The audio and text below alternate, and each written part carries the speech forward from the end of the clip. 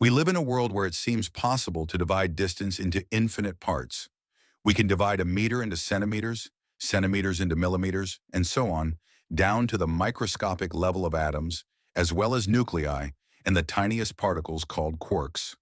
All this time we use the same smooth canvas, space. But physicists have discovered a limit. This is not just a limit of the capabilities of our instruments. It is, most likely, a fundamental limit of nature itself. Beyond this line, called the Planck length, our most reliable scientific laws, the laws of gravity and the laws of the quantum world, simply do not work. So the Planck length is the smallest distance that can have any physical meaning. It is not just a very small number, it is the boundary of reality. At this level, the very concept of distance, length, or space ceases to be what we are used to thinking of it as. To imagine what this size is, let's discuss one example. If we enlarge the nucleus of an atom, a proton, to the size of our entire universe, the Planck length on that same enlarged scale would be only the size of a small tree. This number is so small that it cannot be written in simple form without using exponents. To try to see or measure something at the Planck length, we would need so much energy that it would instantly distort and collapse space-time into a microscopic black hole, which would immediately hide everything we were trying to detect. But where did this length come from? It was not measured in a laboratory. It was all calculated by the brilliant physicist Max Planck at the end of the 19th century. Planck units, including the Planck length, are a special natural system of measurement. Planck decided that if there are fundamental laws in nature, then the units of measurement must also be fundamental, that is, independent of human inventions such as the meter or kilogram. He took the three most important and unchanging constants, constant numbers from physics, namely the speed of light. This is the speed limit in the universe, the cornerstone of Einstein's theory of relativity. It connects space and time. The Planck constant is a number that underlies quantum mechanics. It determines that energy does not exist continuously, but in portions, i.e., quanta. The gravitational constant is a number that describes the force of gravity between objects. By combining these three constants, Max Planck obtained a set of units that are unique and universal for the entire universe. They do not depend on place or time. Here are the basic Planck units. Planck length, which we have already discussed, is a size. Planck time is the shortest meaningful interval of time. It is the time it takes for light to travel the Planck length. Planck mass is the mass of a microscopic black hole that can exist on the Planck scale.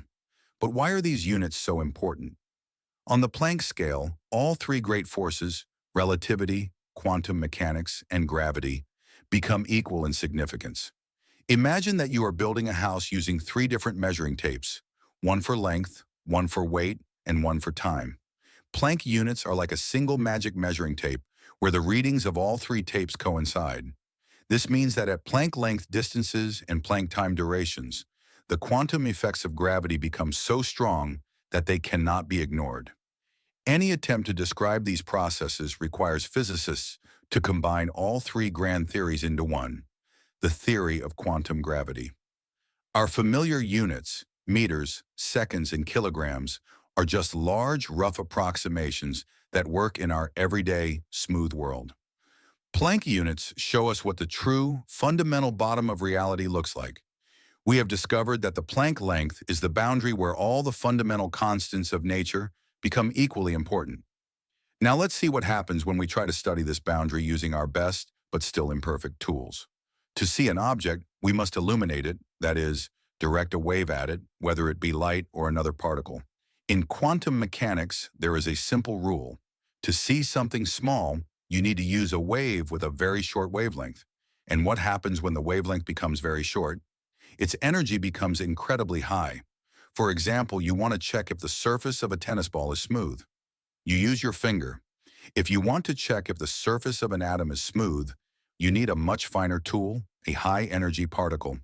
When we try to apply this principle to see the Planck length, we encounter a catastrophe. It requires monstrous energy. To investigate, we would need such a high concentration of energy that far exceeds anything we have ever created on Earth, for example, in the Large Hadron Collider. Energy creates gravity. This is where general relativity comes into play. It states that any concentration of energy and mass distorts spacetime and creates gravity. The energy required to see the Planck length is so great and so concentrated in one point that it immediately collapses into itself, forming a microscopic black hole.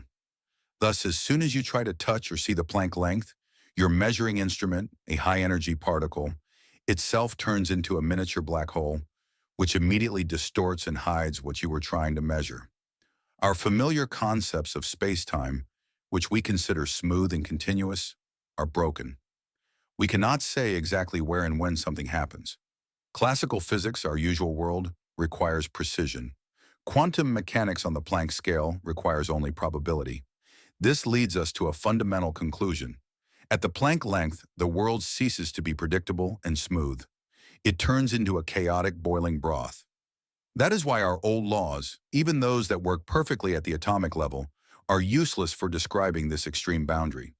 We have learned that at the Planck length, our usual conception of space and time breaks down completely. The reason for this breakdown lies at the very foundation of modern physics. Our two most successful theories describing the universe cannot work together. For over 100 years, all of our physics has been based on two magnificent pillars, which unfortunately are built on completely different foundations. Einstein's general theory of relativity. This theory describes gravity as a smooth, continuous curvature of the fabric of spacetime. According to Ota, time and space are a kind of elastic trampoline that bends under the weight of stars and planets. Quantum mechanics is a theory of the very small. It describes everything else: light, electrons, atoms. In the world of theory, nothing is smooth. Everything exists in discrete portions, quanta, and this world is governed not by precise laws, but by probabilities and unpredictable noise. In our everyday world, these two theories coexist perfectly. When we calculate a rocket's flight, we use the theory of relativity. When we design a computer chip, we use quantum mechanics. They do not interfere with each other, but the problem arises precisely at the Planck length. This is the only scale where objects are so small that they must obey the noisy, probabilistic laws of quantum mechanics. They are so dense and energetic that they must create the strongest gravity, described by general relativity. At this level, we need gravity to be quantized as well, to consist of discrete, indivisible portions of hypothetical particles called gravitons, rather than being a smooth trampoline. If we take Oda's equation and try to apply the rules of quantum mechanics to it, we get meaningless, infinite numbers.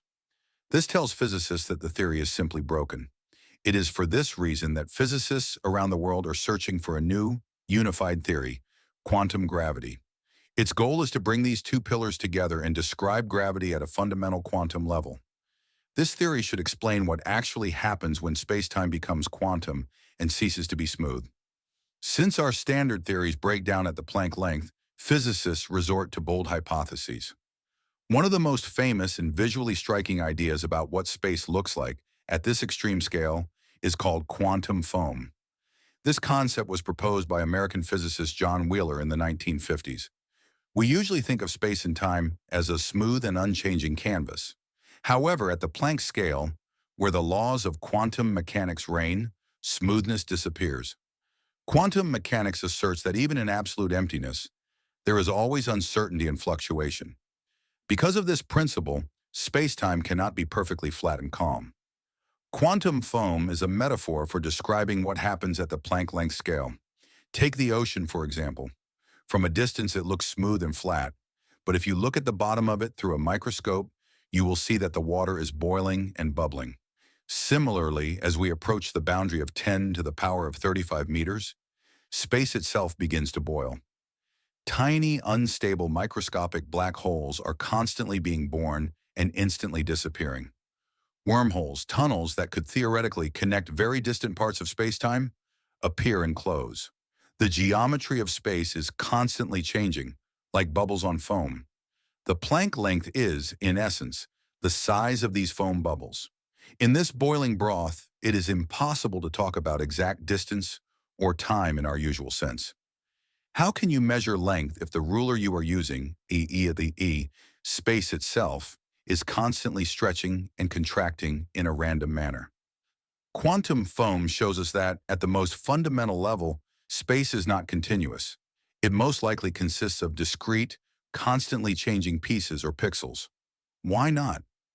In their search for quantum gravity, physicists have come up with some bold ideas. One of the most radical is loop quantum gravity. This theory offers a completely new view of the very structure of our universe, without resorting to the extra dimensions proposed by other hypotheses. The main thing this idea asserts is that our conception of space as a smooth, continuous canvas is an illusion. It is like an image on a screen that looks perfect from a distance, but is made up of individual pixels when viewed up close. Loop quantum gravity asserts that the fabric of space-time itself is discrete at a fundamental level, that is, discontinuous. It consists of tiny indivisible bricks or quanta of space. The Planck length is not just a theoretical size, it is the minimum size of this atom of space.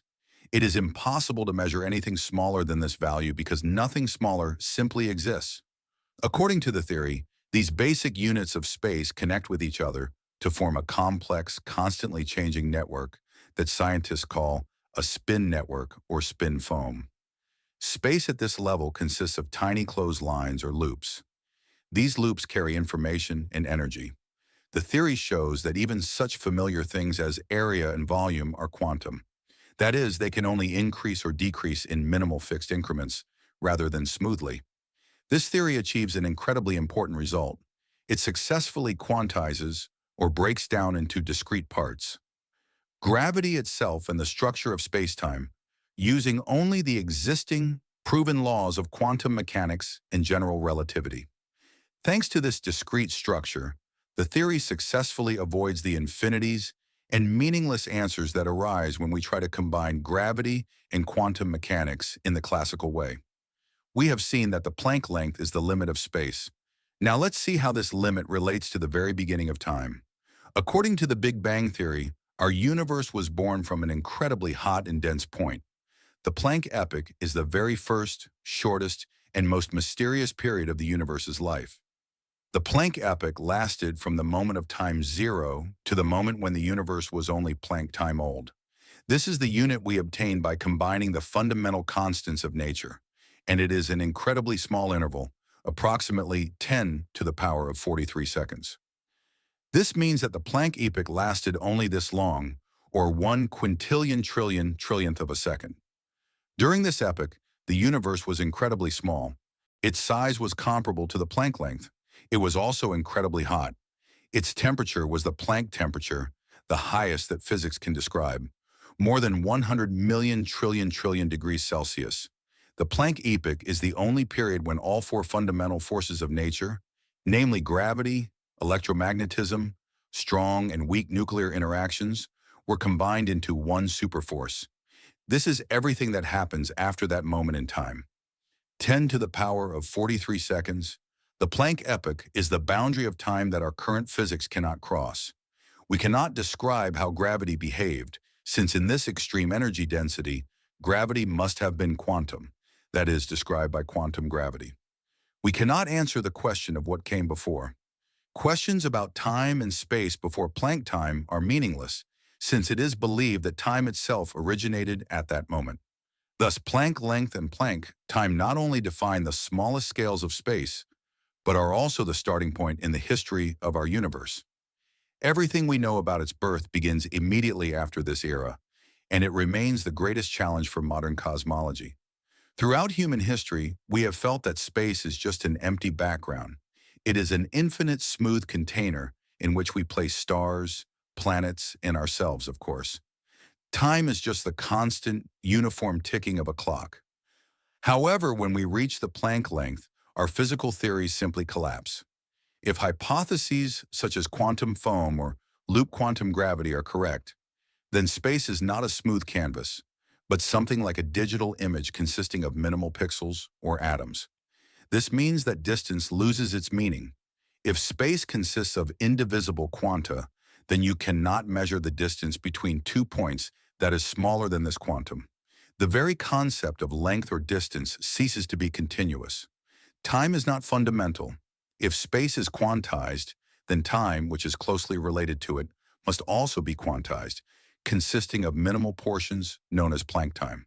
This brings us to the most radical idea. Space and time may not be fundamental entities, but something that arises from something deeper. Many modern theories suggest that space and gravity may not be geometric, but informational in nature. Imagine looking at a hologram. It looks three-dimensional, but all the information needed to create it is recorded on a flat, two-dimensional plate. Physicists suggest that our three-dimensional reality and time, among other things, may be a kind of hologram that arises from connections and information recorded at the most fundamental Planck level. Thus, the biggest question that physicists cannot explain at the Planck length is whether space is primary or secondary. We need a new theory that not only unifies gravity with quantum mechanics, but also explains how exactly this quantum noise gives rise to the smooth and reliable reality we know. Until we find this theory, the Planck length will remain the most exciting and darkest frontier of our knowledge of what it means to be.